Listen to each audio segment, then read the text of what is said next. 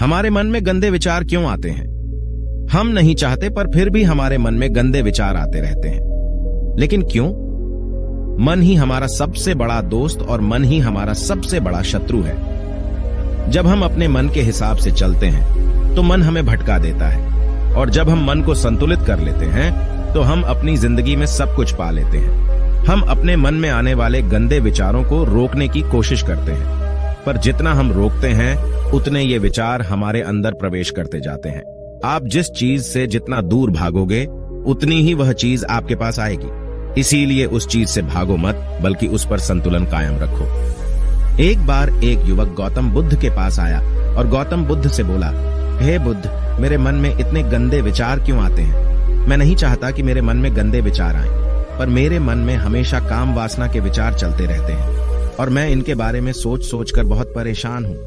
मेरी ऊर्जा और समय ये सब सोचने में ही नष्ट हो जाते हैं, और ये सब विचारों की वजह से मैं कभी कभी शांत नहीं रह पाता और मैं हमेशा ही स्त्रियों को देखकर मोहित हो जाता हूँ, अपने आप को रोक ही नहीं पाता। बुद्ध मुस्कुराए और उन्होंने उस युवक से पूछा, क्या तुम्हें पता है कि यह काम वासना होती क्या है? फिर लड़के ने उत्तर दिया और कहा, बुद्ध, मुझे तो नहीं पता कि काम वासना होती क्या है, परंतु हाँ, ये जो भी है बहुत बुरी चीज है। फिर बुद्ध ने उस युवक से कहा, सबसे पहले तो तुम्हें यह समझना है कि प्राकृतिक रूप से जो भी चीज हमारे अंदर है वह बुरी नहीं है। हमारे जीवन में उसकी कुछ न कुछ जरूरत होती है। वासना कोई बुरी बात नहीं है, यह हमारे मन की एक भावना है जो हमें किसी न किसी चीज की कमी का एहसास करवाती है, और फिर हम उस चीज को पाने के लिए उस चीज की ओर आकर्षित हो जाते हैं। जैसे अगर तुम्हारे पास धन की कमी है तो तुम में धन पाने की वासना उत्पन्न हो जाएगी। इसका मतलब यह नहीं कि वासना बुरी है, बल्कि यह तो हमारे मन के एक प्रकार की जरूरत का एहसास है, और जब यह जरूरत शारीरिक हो तो हम इसे काम वासना कह देते हैं। युवक ने गौतम बुद्ध को कहा, बुद्ध, मुझे काम वासना का मतलब तो समझ में आ गया, पर आप मुझे यह बताइए कि यह आती कहां से है और कैसे आती है? गौतम बुद्ध ने कहा, काम वासना कहीं से आती नहीं है, यह तो हमारे अंदर ही होती है, और इसका होना तो जरूरी भी है, तभी तो मानव जाति का विस्तार होगा। युवक ने कहा, जब यह हमारे अंदर ही है और जरूरी भी है तो फिर लोग इसे गलत क्यों बताते हैं? बुद्ध ने कहा, यही समस्या है। लोगों ने काम वासना को गलत तरीके से सोच लिया है, इसे छिपाने की और दबाने की कोशिश करते हैं। काम वासना गलत नहीं है, बल्कि काम वासना का गलत तरीके से प्रयोग करना गलत बात है। लोग जिसे पसंद करते हैं उसी के लिए जीने लग जाते हैं और उसके बारे में हमेशा सोचते रहते हैं, पर यह सब गलत है। बुद्ध ने युवक से कहा, क्या तुम्हें पता है कि जानवरों में भी काम वासना होती है? युवक ने उत्तर दिया, हाँ बुद्ध, जानवरों में भी काम वासना होती है, क्योंकि जानवर भी तो आखिर अपनी पीढ़ी को आगे बढ़ाएंगे। बुद्ध ने कहा, तो फिर हम जानवरों की काम वासना को क्यों गलत नहीं कहते? युवक ने कहा, मुझे नहीं पता महात्मा, आप ही मुझे बताइए। गौतम बुद्ध ने कहा, जानवर अपनी काम वासना का प्रयोग आनंद प्राप्ति के लिए नहीं करते, वह तो सिर्फ संतान उत्पन्न करने के लिए काम वासना का उपयोग करते हैं। जानवरों को प्रकृति ने इतनी समझ नहीं दी कि वह काम वासना को अपने सुख का आधार बना सके, जबकि मनुष्य अपनी समझ के बलबूते पर प्रकृति में पाई जाने वाली प्रत्येक वस्तु को अपने सुख के लिए अपने प्रयोग करता है। हम इंसानों ने ही काम वासना को अपने सुख का साधन बना लिया है, जबकि प्रकृति ने तो हमें अपने वंश को आगे बढ़ाने के लिए दिया था, लेकिन इंसानों ने इसे अपने जीवन का परम लक्ष्य बना रखा है, और इस तरह से काम वासना का बेलगाम हो जाना गलत है। युवक ने बुद्ध से पूछा, महात्मा जी, ये काम वासना हम पर हावी क्यों होती है? क्यों यह बेलगाम हो जाती है? तब गौतम बुद्ध ने कहा, सुनो, अब जो मैं तुम्हें बताऊंगा उसे तुम ध्यानपूर्वक सुनना। काम वासना का सारा खेल तुम्हें समझ आ जाएगा, तुम्हें तुम्हारे सारे सवालों का जवाब मिल जाएगा, बस तुम्हें ध्यान से सुनकर समझना है। फिर गौतम बुद्ध युवक को बताना शुरू करते हैं। एक बार की बात है, एक आश्रम में गुरु और उनके शिष्य रहते थे। शिष्य रोजाना आश्रम के बाहर स्थित गांव में भिक्षा लेने के लिए जाते थे। शिष्य जो गांव में भिक्षा लेने जाता था, उस रास्ते में एक नदी पड़ती थी जिससे वह रोज भिक्षा लेने जाता था। एक दिन उसने देखा कि एक लड़का पेड़ के पीछे छिपा है। उसने लड़के के पास जाकर पूछा, भाई, तुम इस पेड़ के पीछे छिपकर क्या देख रहे हो? लड़के ने कहा, अरे तुझे नहीं दिख रहा क्या कि मैं क्या देख रहा हूं? तब शिष्य ने नदी की तरफ देखा तो वहां पर कुछ लड़कियां पानी भर रही थीं। लड़कियां 14-15 साल की होंगी। तब शिष्य ने लड़के से कहा, अरे भाई, वहां पर तो लड़कियां पानी भर रही हैं, इसमें छिपकर देखने वाली क्या बात है? तब वो लड़का शिष्य की तरफ देखकर उससे कहता है, अरे पागल, तुम्हें दिखाई नहीं दे रहा क्या कि मैं क्या कर रहा हूं? वह परियां कैसे नदी से पानी निकाल रही है। जरा उनकी अदाओं को देखो, उनके कोमल शरीर को देखो, उनकी पतली कमर मटके को उठाते समय कैसे बल खाती है, और उनके बाल उनकी कमर पर कैसे लहरा रहे हैं, मानो सुंदरता बिखरी पड़ी। शिष्य फिर नदी की तरफ देखता है और इस बार वह देखता ही चला गया। अभी तक तो उसे कुछ भी नजर नहीं आ रहा था और वह बिल्कुल निर्भय था। उसे किसी बात का कोई डर नहीं था, लेकिन अब वह छुपने लगा और उन लड़कियों को देखने लगा जैसे उसने कोई अपराध कर दिया हो। और जब वो छुपकर उन लड़कियों को देख रहा था, तभी वो अंदर से कांप गया और उसने कहा कि यह मैं क्या कर रहा हूं? मैं जो भी कर रहा हूं वह सही नहीं है, मुझे यहां से चले जाना चाहिए। और फिर वह जल्दी से वह से चला जाता है। फिर वह आश्रम पहुंच जाता है। आश्रम जाकर वह अपने कार्यों में लग गया, लेकिन जो अभी वह देख कर आया था वही उसकी आंखों के सामने बार बार आ रहा था। उसके मन में वही दृश्य चल रहा था। उसका मन वही सब कुछ देखने के लिए ललचा रहा था। उसका किसी भी काम में मन नहीं लग रहा था। सुबह होते ही वह रोज भिक्षा के लिए आश्रम से जल्दी निकल जाता और नदी के पास वाले पेड़ के पास जाता, जहां वह लड़का पहले से मौजूद रहता था। उसके साथ मिलकर लड़कियों को छुपकर देखता था। अब वह रोज ऐसा करने लग गया। उसका मन अब किसी भी काम में नहीं लगता था। वह हमेशा किसी न किसी प्रकार के विचारों में उलझा रहता था। वह आश्रम के कार्यों को भी ठीक ढंग से नहीं कर पा रहा था। न वह ठीक से सो पाता था और न ठीक से खाना खा पाता था। उसका मन बेचैन सा रहता था। उसका मन बार बार उन लड़कियों के सौंदर्य को देखने के लिए ललचाता था। जब गुरु भिक्षा देते तब भी उसका मन कहीं और विचारों में खोया रहता था। गुरु ने अपने शिष्य की इन हरकतों को देखा।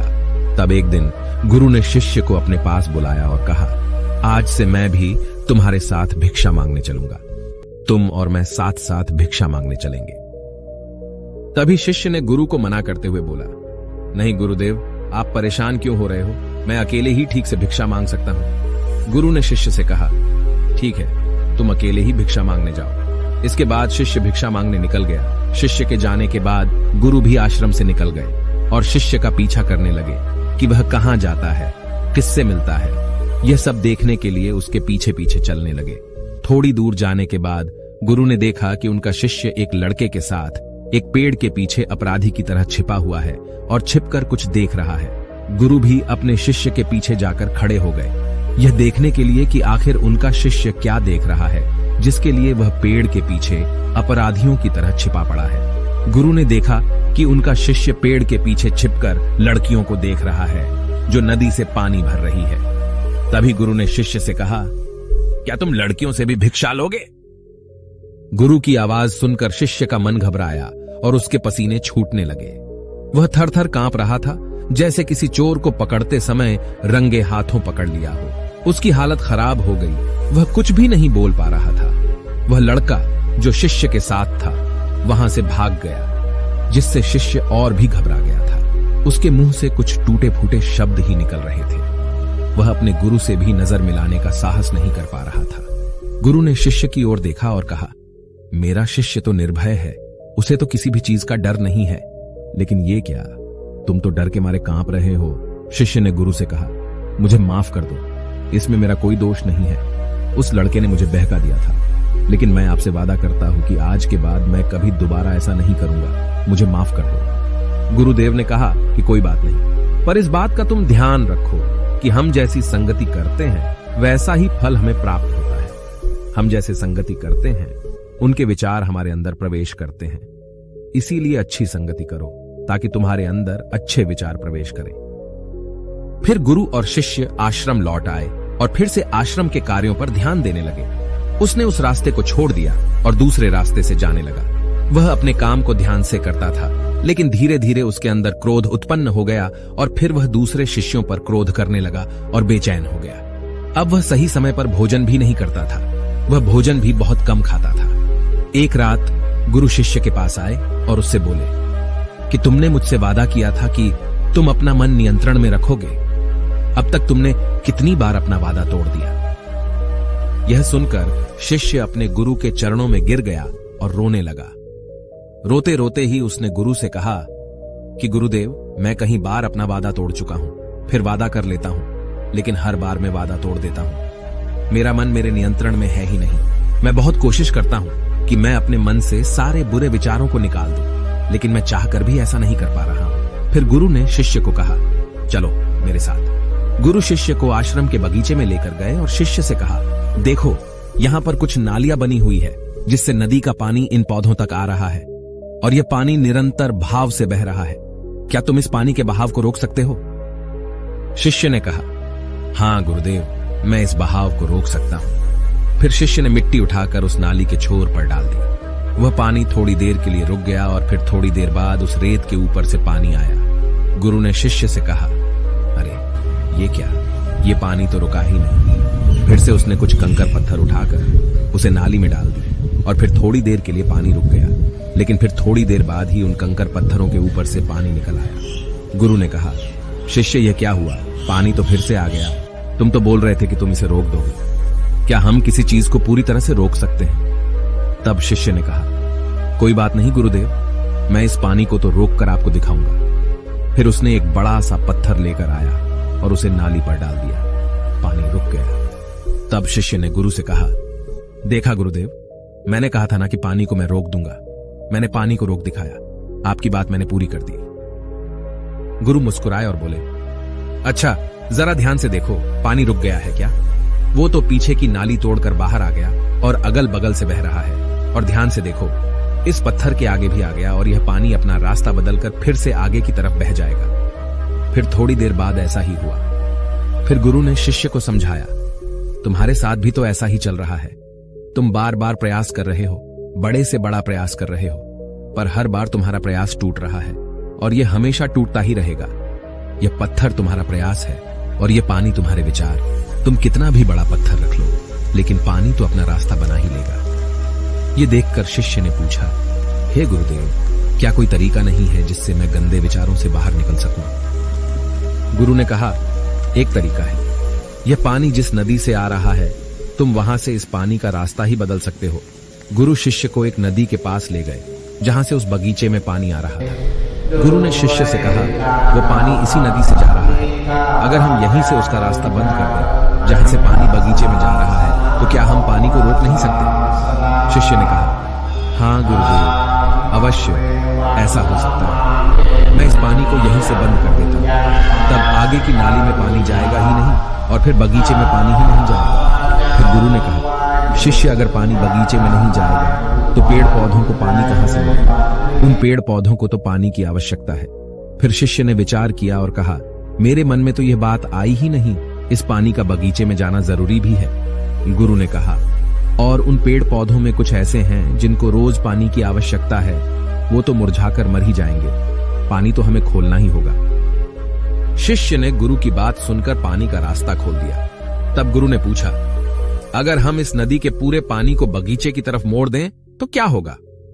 शिष्य ने उत्तर दिया, गुरुदेव, वहां पर जितने भी पेड़ पौधे हैं वो सब गलकर नष्ट हो जाएंगे और वहां पर कुछ नहीं बचेगा। गुरु मुस्कुराए और बोले, तुम इस बात को समझो, हमें किसी भी चीज को रोकना नहीं है, बस हमेशा संतुलन बनाए रखना है।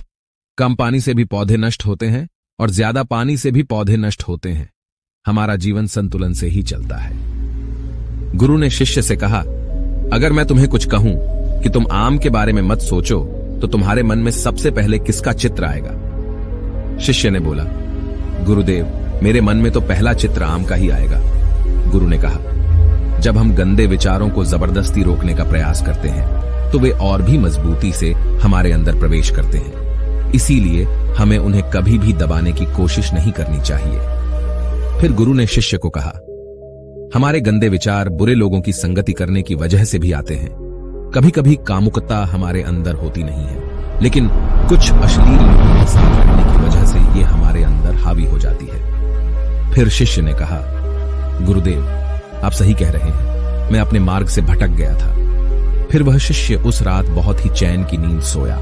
सुबह अपने कार्यों को पूरे मन से किया और फिर सुबह वह भिक्षा लेने के लिए उसी रास्ते से गया जहां वह लड़का आज भी पेड़ के पीछे छुपकर उन लड़कियों को देख रहा था। वह शिष्य उसे नदी पर गया जहां वह लड़कियां पानी भर रही थीं। उसने उन लड़कियों से पानी मांगा और उन लड़कियों में से एक लड़की ने उसे पानी पिलाया और उसे शिष्य के चरण छुए। शिष्य ने उसे आशीर्वाद दिया कि तुम्हारा कल्याण हो, जिससे कि मानसिकता सकारात्मक ऊर्जा से भर जाए। उसके चेहरे पर मुस्कान आ गई थी, जैसे कि उसे कुछ खोया हुआ वापस मिल गया हो। वह वापस अपने रास्ते से जाने लगा। तभी पीछे से वह लड़का आ गया जो पेड़ के पीछे छुपा हुआ था। वह शिष्य के पास आया और बोला, क्या बात है, आज तो तुमने नजदीक से दर्शन कर लिए, तुम तो मुझसे भी आगे निकले। तब शिष्य ने कहा, हम हमेशा दूसरों के दर्शन करने में ही व्यस्त रहते हैं, अपने दर्शन कर ही नहीं पाते। तुम कब तक इस पेड़ के पीछे छुपाते रहोगे? किसी को पसंद कर लो, उसे बोल दो। अगर वो भी तुम्हें पसंद करती है तो शादी कर लो और उससे पहले तुम कुछ बन जाओ। अपने आप को पहचान लो, ऐसे अपना समय बर्बाद मत करो। फिर वह लड़का रोज उस शिष्य से मिलने लगा और उसने लड़के को नदी पर न जाने के लिए प्रेरित किया। और फिर वह लड़का अपने जीवन में कुछ बनने के लिए संघर्ष करने लगा।